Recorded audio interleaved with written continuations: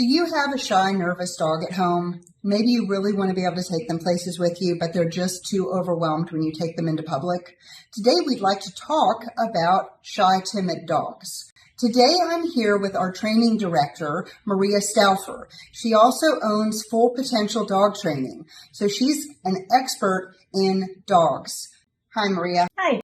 So we're going to talk a little bit today about the shy, nervous dog. Mm-hmm. So tell us a little bit about what you see when you're talking to your training clients. Okay. A lot of people just don't know what to do. They want to help their dog. They want to take their dog places, but their dogs just don't respond. And it can be very frustrating, and a lot of people will try and blame themselves. But some of the things that I usually say is just stop and give yourself and your dog a little grace. Understand this is where you're at. This is where your dog is at. And just give them the time and the grace to kind of get through the situation that they're in. Distance is a great thing to give a dog. You can give them distance. They don't feel like things are upon them. They have a tendency to trust you a little bit more because you're just with them. You're not pressuring them to go towards a dog. Sorry about that.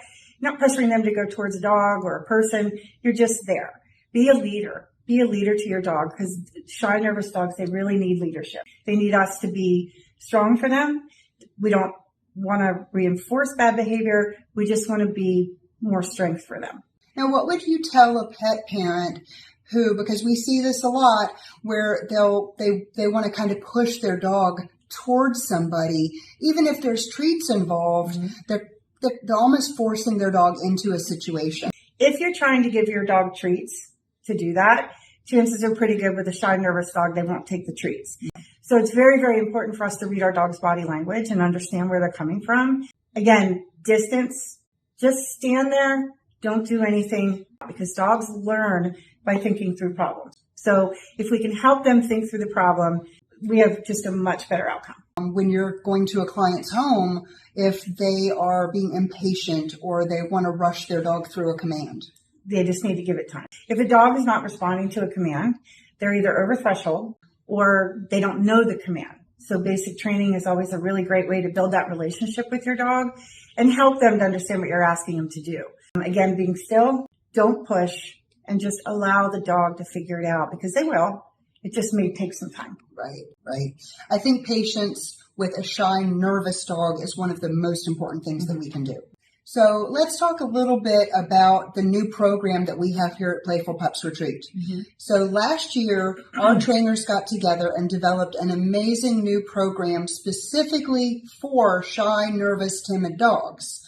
So we're super proud of it. We've made great progress with many dogs at this point, and we want to talk a little bit about it. So what have you seen in the dogs that you've worked with through our Positive Experiences program? Tell us a little bit about what you've seen. Okay.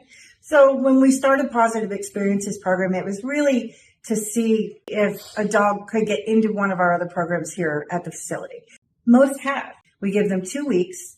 We allow them just walk around the building, just sit behind the reception desk, just go out and watch a bunch of puppies in a date. Anyway, give them the time to just, again, figure it out. A lot of dogs, I'm working with one right now, actually, who is very, very nervous. I mean, extremely nervous.